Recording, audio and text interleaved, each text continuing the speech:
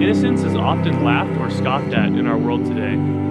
Our superheroes are jaded, beaten, and broken, but they use those things to motivate them into doing something good. But what about someone who does something just because it's the right thing to do?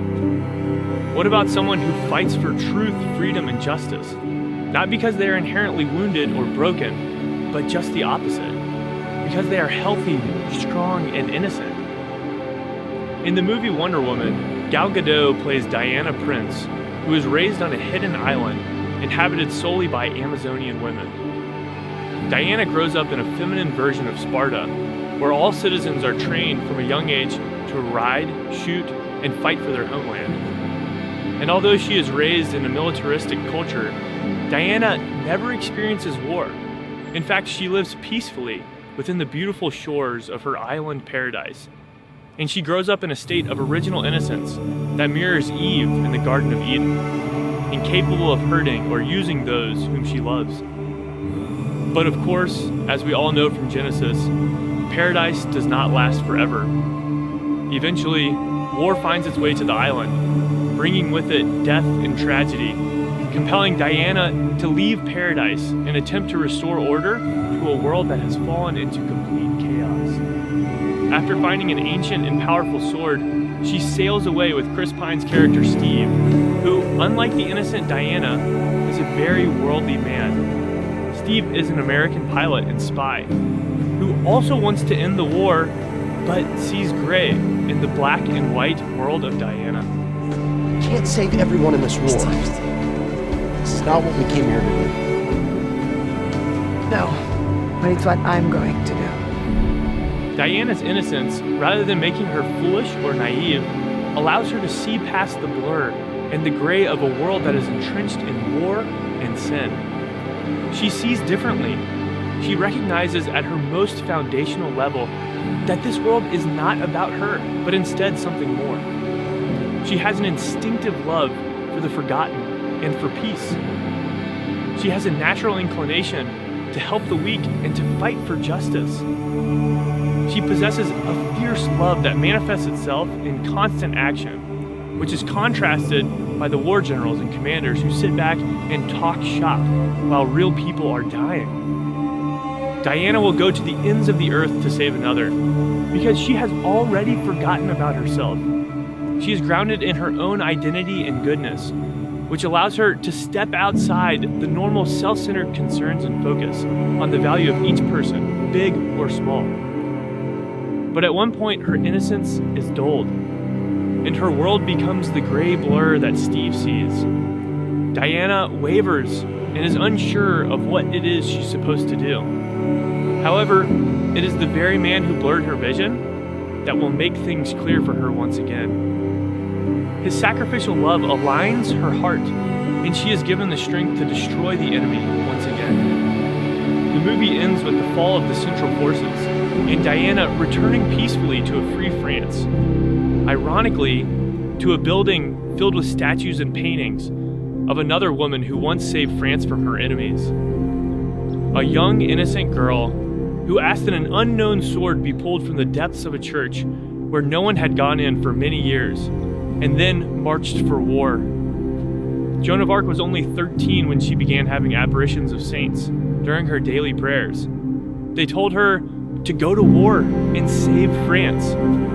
Obviously, Joan didn't think anyone would believe her, so she kept these experiences to herself. But gradually, the voice of the saints and God became too strong for her to ignore.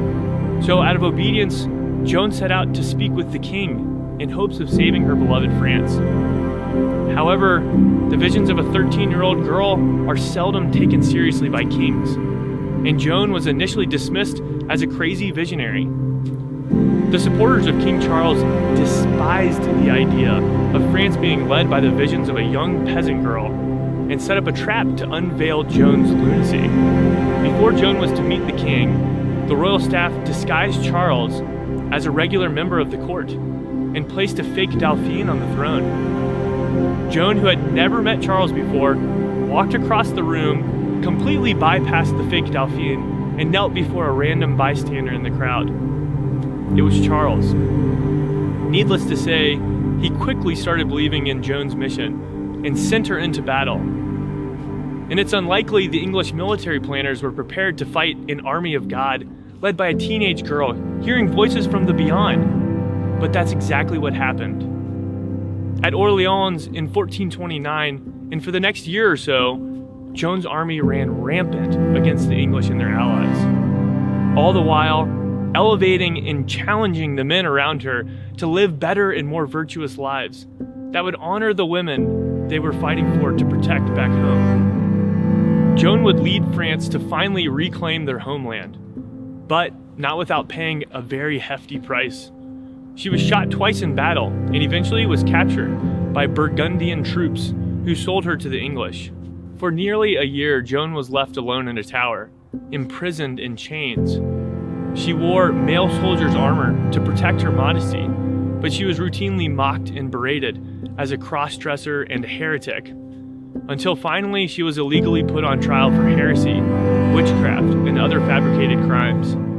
The trial was a Pharisaic trap built to catch Joan in the charge of heresy. Most famously, she was asked if she knew she was in God's grace, which, if she answered yes, would have charged her with heresy, and if she had answered no, would have confessed her own guilt. Joan answered, "If I am not, may God put me there. If I am, may He keep me there." Her perfect answer infuriated the court and left them speechless. They continued their examination for another month until, despite the lack of evidence, Joan was sentenced to death at the stake for refusing to renounce her visions. On the morning of May 30th, at the age of 19, she was taken to the old marketplace of Rouen and tied to a stake. But before she was to be burnt alive, she asked for a cross, which, after she embraced it, was held up before her while she called continuously upon the name of the one she loved, someone who knew exactly how it felt to be rejected and despised. Both Joan and Diana knew one very important truth. Their lives were not about themselves.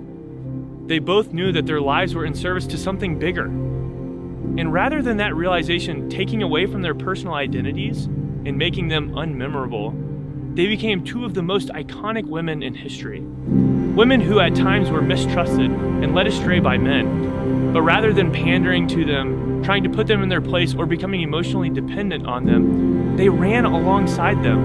And in doing so, Joan and Diana turned battlefields and worlds completely upside down. Their femininity was not a weakness, but was the Trojan horse that veiled immense strength hidden within. The innocence of Joan and Diana, rather than making them foolish or naive, allowed them to see past the blur and the gray of a world that is entrenched in war and sin, and to recognize at their most basic level that this life is not about them, but instead something more. Something that the fighting men of France could not see behind the blur and gray of their own sins. Which is why Joan of Arc, when asked if she was scared of what lied ahead, spoke the words of every truly confident and free person when she said, "I am not afraid. I was born to do this."